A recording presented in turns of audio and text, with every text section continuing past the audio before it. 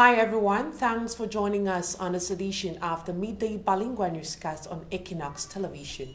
The first part of the news will be in the French language with you, Nadine Yambo. Good day to you, Nadine. Good day, Immaculate Fogui. Mesdames et messieurs, bonjour. Merci d'avoir choisi Equinox Télévision. Une autrice en ouverture de ce journal, le doyen d'âge du Sénat, Tif Fon Moukete, est décédé ce samedi des suites de maladies à l'hôpital général de Yaoundé. Le patriarche est chef suprême des Bafo, dont la région du sud-ouest, et bien qu'affaibli physiquement, avait donc présidé la plénière d'ouverture de la session du mois de mars 2021 au Sénat. Il est une figure majeure de l'histoire du Cameroun, de la réunification notamment dans les années 60. Tif Fon Moukete a également présidé le conseil d'administration de la Camtel. Il avait démissionné en mars 2018 et quitte la scène à l'âge de 103 ans. Le sénateur Moukete est le deuxième sénateur à s'en aller depuis l'ouverture de la session de mars 2021. Et la série noire se poursuit, cette fois-ci le monde de la presse qui est en deuil. Le professeur Javet Mendozé est décédé hier vendredi à l'hôpital central de Yaoundé. L'ex-directeur général de la CRTV a succombé à une longue maladie qui le rongeait depuis des années. Son état de santé s'était dégradé ces derniers mois. Le professeur Javet Mendozé a dirigé la CRTV durant 17 ans, précisément entre 1988 et 2005. Il avait été condamné à 20 ans de prison en 2019 pour détournement de près de 18 milliards de francs CFA entre 2004 et 2005. Signalant que c'est depuis 2014 qu'il était incarcéré à la prison de Kondengui à Yaoundé. Tout autre chose à présent, Kavaye Yege Djibril condamne la profanation de la dépouille du cardinal Christian Toumi, s'exprimant lors de la clôture de la session du mois de mars à l'Assemblée nationale. Il a donc dénoncé les dérives observées sur les réseaux sociaux ces dernières années au Cameroun. Nous l'écoutons. L'Assemblée nationale dénonce et condamne ces comportements aussi odieux, indignes, perpétrés par certains compatriotes. J'appelle les uns et les autres à la retenue, au respect de la personne humaine, morte ou vivante, malade ou en bonne santé. Je souhaite que les instances compétentes œuvrent pour un meilleur encadrement de l'utilisation des réseaux sociaux, tout comme j'exhorte les autorités à réprimer des cas des abus qui seront sévères. C'est un tableau sombre que dresse la société civile sur la situation des droits de l'homme au Cameroun. Dans un récent rapport rendu public, le mouvement Stand Up for Cameroun et l'ONG Monde à venir recensent plus d'une centaine de cas enregistrés pour le seul mois de mars 2021 au Cameroun. D'autres précisions dans ce reportage de Cédric Chounaï Cédric. Le Cameroun a enregistré une montée en flèche des cas de violation des droits de l'homme rien que pour le mois de mars. Entre kidnapping, violence, arrestations arbitraires, détentions abusives et même mort d'hommes, autant d'atteintes aux droits de l'homme et aux libertés fondamentales qui ont vu leurs chiffres quasiment doubler, selon un rapport de Stand Up for Cameroun Human Rights Working Group. Une situation on ne peut plus alarmante. Au regard de tout ce qu'on a présenté comme chiffres aujourd'hui, on peut dire que la situation des droits de l'homme au Cameroun se dégrade de plus en plus. Parce que pour tous ceux qui ont assisté à la présentation de nos rapports depuis le mois de janvier jusqu'à aujourd'hui, vous avez vu avec des chiffres, on a assisté par exemple au mois de janvier à 59 décès dans le cadre des violations des droits de l'homme, à 43 dans le cadre des violations pour le mois de février et au moins 100 décès pour le compte du mois de mars. Je crois que la situation va de mal en pire. Autant de faits marquants sur le théâtre des principaux champs de conflit qui traversent le Cameroun de part en part, notamment le conflit dans les deux régions anglophones, l'extrême nord avec Boko Haram et l'Est Cameroun. Un rapport mensuel qui joue à la fois le rôle de baromètre de la situation des droits de l'homme au Cameroun et d'instrument de pression sur les pouvoirs publics. Et je crois que le groupe de travail Stand Up for Cameroun Human Rights Working Group a pour objectif, en premier, de collecter les informations de façon chiffrée pour en fin d'année en faire un rapport qui permettrait d'avoir un moyen de force pour pouvoir présenter à notre gouvernement et dire voilà la situation des droits de l'homme au Cameroun, quelles sont les mesures que vous pouvez prendre pour les rendre moins graves et quelles sont les méthodes que vous mettez sur pied pour diminuer le nombre que nous avons ici aujourd'hui. Je pense déjà que ce rapport de Stand Up for Cameroun, qui est à sa 3e édition, est vraiment un travail excellent. En tant qu'actrice politique, c'est devenu un document que j'attends, sur la base de laquelle je m'informe pour pouvoir prendre position par rapport à certaines situations dans le pays. Un rapport présenté aux acteurs de la société civile et aux médias, ainsi qu'aux partenaires internationaux tels que le Haut-Commissariat du Canada au Cameroun, afin de jauger le pouls des droits de l'homme sur le territoire. Un processus qui compte passer de l'information à la sensibilisation. Je vous garantis que dans les semaines ou mois à venir, nous allons progresser. La progression va être de ne pas seulement vous présenter les violations des droits de l'homme, mais c'est aussi vous dire qu'est-ce que c'est que les droits de l'homme. Voilà. Quels sont les instruments ratifiés par le Cameroun et quelles sont les obligations du Cameroun en cette matière. Petit bémol, selon le dit rapport, les violences basées sur le genre ont connu une légère baisse durant le mois de mars. Cependant, beaucoup reste encore à faire pour faire du Cameroun un État à cheval sur le respect des droits de l'homme. Et l'actualité hors de nos frontières à présent, et nous mettons le cap sur N'Djamena au Tchad, où la campagne électorale s'est achevée hier vendredi en vue de la présidentielle prévue ce dimanche. Et le président sortant Idriss Déby Itno affronte donc une dizaine de candidats à cette élection présidentielle. Et son dernier meeting de campagne a été l'occasion pour ses partisans de vanter ses acquis, mais aussi de faire un appel aux défis sécuritaires qui minent le Tchad. Le point dans ce reportage de nos envoyés spéciaux à N'Djamena, Donald Brice-Kamgan et Georges Mitterrand. C'est le dernier tour de chauffe pour Idriss Déby Itno. Le chef de l'État sortant et candidat à sa propre succession est accueilli ici dans l'après-midi par des milliers de jeunes. Des jeunes chauffés à blanc et qui se disent confiants de la victoire du chef de l'État sortant dès le premier tour du scrutin de dimanche. Nous les jeunes, le candidat du consensus, le maréchal du Tchad, on peut dire candidat de la jeunesse. Jeunesse tchadienne et même temps pour les jeunesses africaines. Nous souhaitons bon va. Bon va. Premier tour. Premier tour. Premier tour. Le stade de Mama Ouya, qui accueille le dernier meeting de campagne du candidat du MPS, a été fortement militarisé cet après-midi avec un déploiement des forces de sécurité, police, gendarmerie, mais surtout de la garde présidentielle. Un déploiement des forces de sécurité qui rappelle le contexte dans lequel se déroule cette élection présidentielle. Le Tchad est engagé depuis au moins une dizaine d'années sur plusieurs fronts sécuritaires, mais sur ce chantier, les soutiens du chef de l'État sortant estiment qu'il a beaucoup fait. Le président du consensus, c'est le président du paix. C'est quelqu'un qui a beaucoup fait pour le pays et il a non seulement fait pour le pays, mais il a aussi fait à l'extérieur. On a vu le cas du Niger, du Nigeria, du Cameroun. Il a intervenu un peu partout. Au-delà des points engagés sur ces chantiers sécuritaires, le pays doit pouvoir retrouver sa stabilité et s'engager sur les chantiers du développement avec un défi important, la lutte contre le chômage des jeunes. C'est une grosse attente de ce scrutin. Depuis l'indépendance jusqu'à nos jours, si on regarde, on parle uniquement de la paix, de la stabilité, sécurité, mais pourquoi pas du développement. Il nous a promis beaucoup de choses aux jeunes, pour ceux qui ont les diplômés sans emploi et pour ceux qui n'ont pas aussi de diplôme et qui cherchent le travail. Il nous a promis, le cas du 7e arrondissement, il nous a parlé aussi de ça, que tous les jeunes qui n'ont pas de diplôme et qui cherchent à aller à l'extérieur pour travailler, il ne faut pas qu'ils partent, que cette année, au travers de ce 6e mandat, il doit faire tout pour que les jeunes qui n'ont pas d'emploi et ceux qui ont d'emploi puissent travailler dans ce pays. Côté opposition, les chances sont plutôt assez minces avec la disqualification par la Cour suprême du candidat Yaya Dillo officiellement pour non-conformité de son dossier avec le code électoral. L'opposition, elle, attend se mobiliser pour le boycott de ce scrutin. Elle est regroupée autour de quelques organisations de la société civile.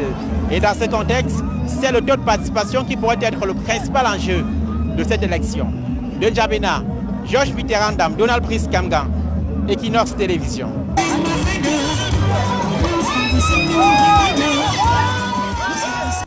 À présent, ce publie reportage avant la deuxième partie de ce journal. Pour être toujours plus près de sa clientèle corporate, la Société Générale du Cameroun, SGC, organise le Business Day 2021 afin de permettre à sa clientèle de mieux s'approprier des différents outils et services mis à leur disposition. Reportage.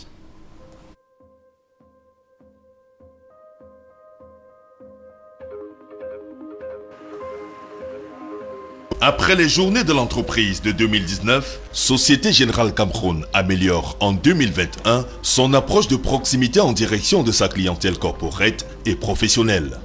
Organisé du 23 au 26 mars dernier à la maison de la PME à Douala-Bali, les Business Days 2021 ont permis à Société Générale Cameroun d'optimiser l'accompagnement de sa clientèle spécialisée pour une meilleure appropriation des outils de cash management, crédit bail, affacturage, au trait de finance et change. Durant 4 jours, des thématiques telles que la nouvelle réglementation de change en vigueur depuis le 15 mars 2021 exigée par la Banque centrale ou encore la digitalisation des moyens de paiement ont été abordées au cours de pas moins de 12 sessions de masterclass très courues. C'est Madame Sonia Ngachou, directeur commercial entreprise, qui a ouvert la session de Douala. Les experts de Société Générale Cameroun, quant à eux, sont restés mobilisés durant toutes les sessions pour apporter aux participants des réponses appropriées à leurs problématiques à la grande satisfaction de tous. Les nouvelles solutions qui ont été apportées par la Société Générale viennent à point nommé pour une société comme Ubifam qui s'inscrit dans une dynamique de dématérialisation. Très rapidement, nous allons prendre la tâche avec la Société Générale afin d'utiliser des solutions qui ont été présentées ce soir. Au sortir des Business Days 2021 de Douala, les chefs d'entreprise ont émis le vœu que de telles initiatives soient renouvelées par Société Générale Cameroun. L'édition 2021 des Business Days se poursuit dans les prochaines semaines dans les villes de Yaoundé, Ngaoundéré, Bafoussam et Bertoua. C'est vous l'avenir, Société Générale Cameroun.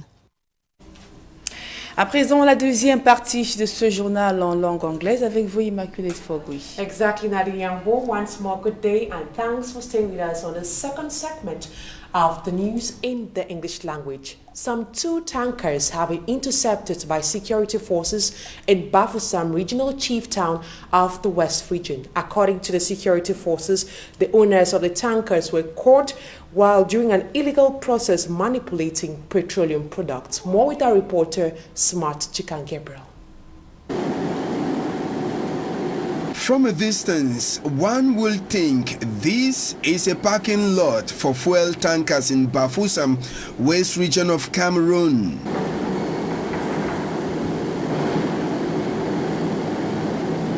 Getting closer to the fuel tankers, it is clear that both are doing exchange of their products.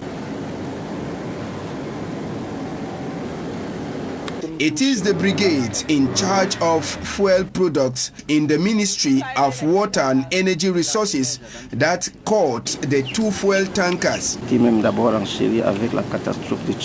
According to Nazer Eme, member of the brigade, one of the tankers had just collected fuel from the fuel depot in Bafoussam. Instead of distributing to filling stations, its first stopover was at this mechanic workshop at Fengoudron, Tepe Okwatas in Bafoussam, where it is collecting another product to mix with its original fuel before going to share.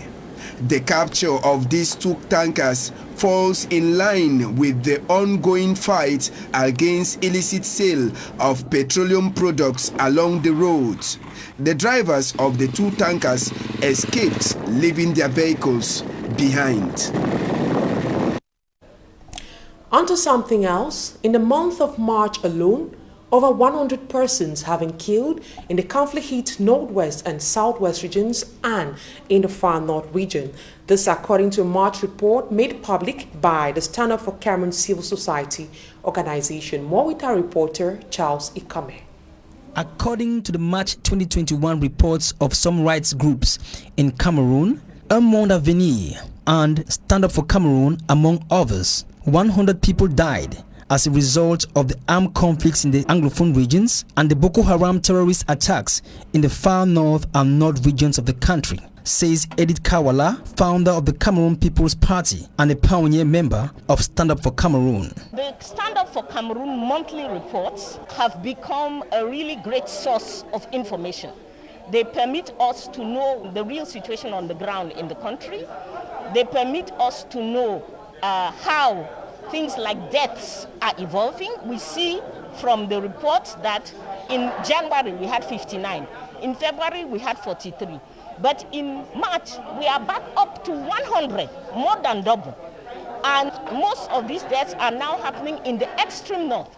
The number of deaths in the extreme north multiplied by 4 times between February and March. The report also states that there were a total of 4 kidnappings, throwing light on the kidnapping of young journalist Bunui Aïsse of the CRTV, who was kidnapped on the 13th of March by unknown individuals. Furthermore, the violations of human rights amounts to 21 cases. Some peculiar cases were cited whereby a group of activists by names Etienne Sama, Mira Angung, Musa Bello, Collins Nana, and Chelo Mimbu are currently serving time in state prisons for protesting. According to the NGOs, it is their fundamental rights to protest and stand up against the ills in society, an act which is stated by law, but is now being violated by law enforcers. Moreover, the report also constitutes of the violations of prisoners' rights. The case of Amadou Vamulke, journalist and former Director General of the CRTV, who has been incarcerated in the Kondegi Central Prison, has been subject of more than 60 referrals in an open letter addressed to the head of state on the overcrowding of prisons, which has led to the poor health of prisoners vis-a-vis the COVID-19 pandemic, a situation which has drawn the attention of national and international opinion. This particular session of the monthly showcase of reports by these NGOs welcomed the presence of the Canadian High Commissioner to Cameroon, whose role in the fight against the several problems in Cameroon is clearly stated by Mercy Lemnui, another pioneer member of Stand Up for Cameroon. The Canadian High Commissioner actually is one of the organizations that stands against the violation of human rights, and seeing what is happening on our national territory, they are assisting us to ensure that we are able to come out with credible information that will be recognized, that will be accepted by every other organization. So that is the role of the Canadian High Commission, Stand Up for Cameroon. They are really assisting us in all aspects. Given that the situation in Cameroon is worsened by the day, these organizations noted down some key points for the populace to note. They consist of tensions between the Bar Association and the government, the situation of the CRM political party activists incarcerated on the 22nd of September 2020, the situation of 4 militants of Stand Up for Cameroon movement who have been incarcerated as well, the massacres of students in Kumba, those missing in the Boko Haram conflicts in the northern territory of the country. All these points enumerated closes down to one fact: what is the government doing to remedy the situation in the country? And onto our health page, the Sinopharm anti-COVID-19 vaccine is expected in Cameroon in the days ahead.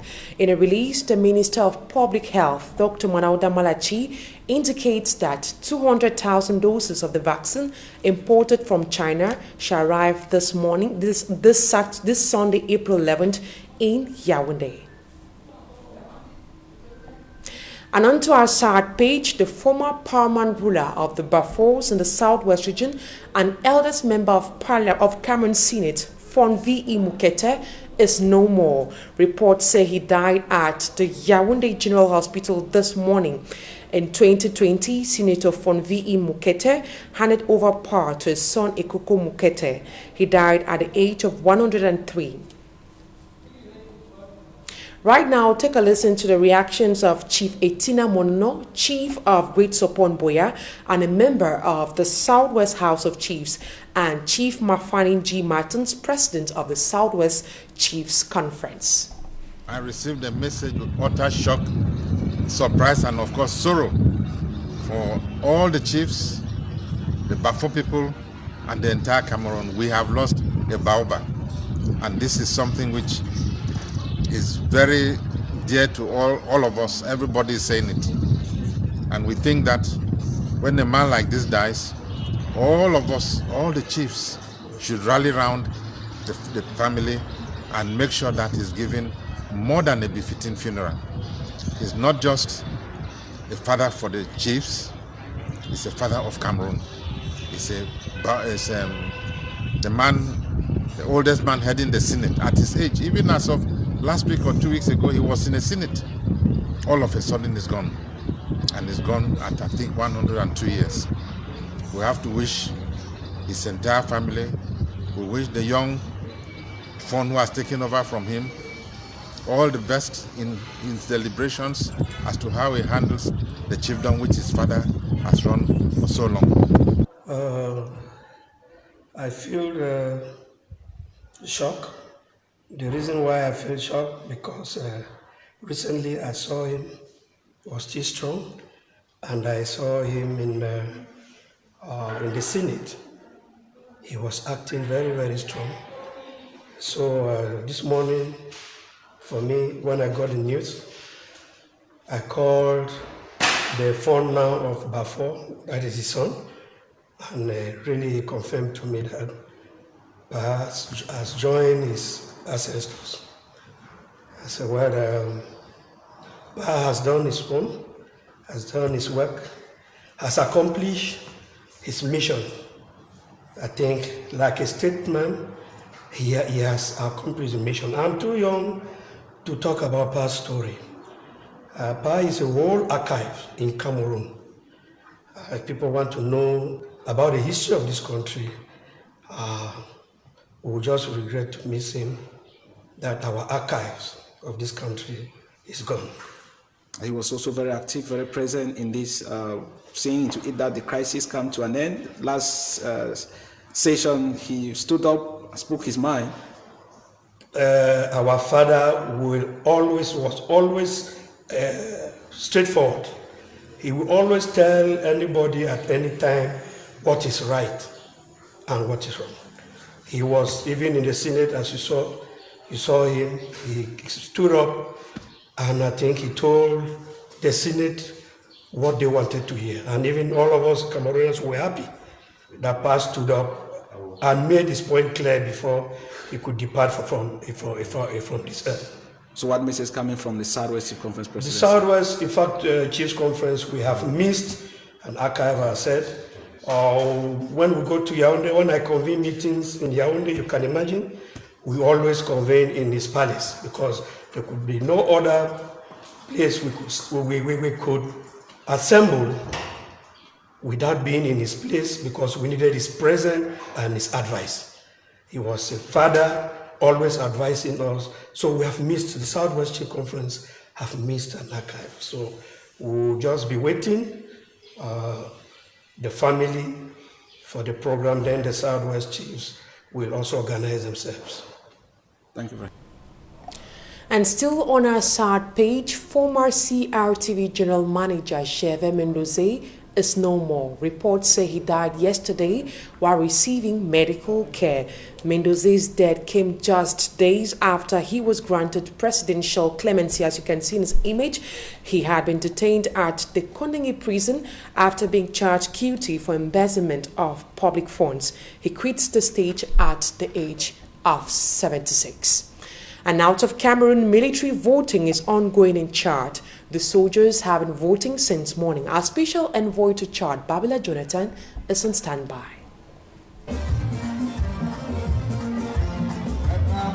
Last-minute campaigns are at the peak here in N'Djamena, the capital of Chad ahead of Sunday's presidential elections.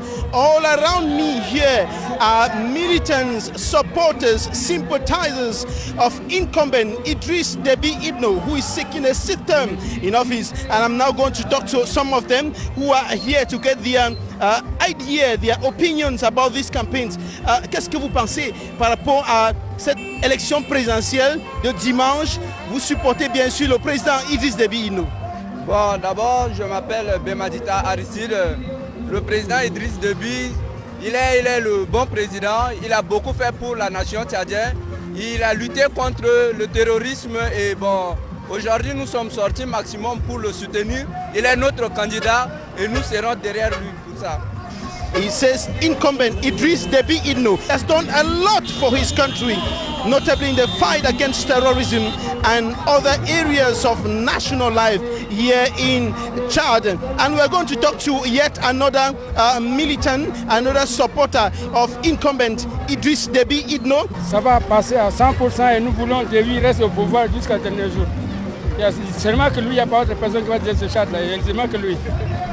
He is very much convinced 100% that incumbent Idriss Déby Itno will be maintained in power, will win Sunday's presidential election. And that is why they have been standing here waiting for the president in this last campaign meeting of President Idriss Déby Itno. And you can see right behind me, the whole place is full. They have all converged here in front of the Ministry of Economy of Chad on the road leading to Stade Idriss Mamakuya, and they are here championing the fight for victory for their candidate Idriss Déby Itno, seeking a sixth term in office. One of them talking to me now is very convinced. What's your name? Mon nom c'est Célestin. Je suis le coordonnateur national Étoile d'Or. Coordonnateur national Étoile d'Or. Nous soutenons le maréchal Idriss Déby pour qu'on puisse arriver à la victoire au premier tour KO. C'est notre choix préféré. Nous espérons que voilà, nous on va gagner cette élection. Inch'Allah, nous espérons qu'on va gagner ça. This youth leader says their choice, their best choice is Idriss Déby Itno, and they are standing with him to victory. They are moving with him to victory. That's what he just told me now.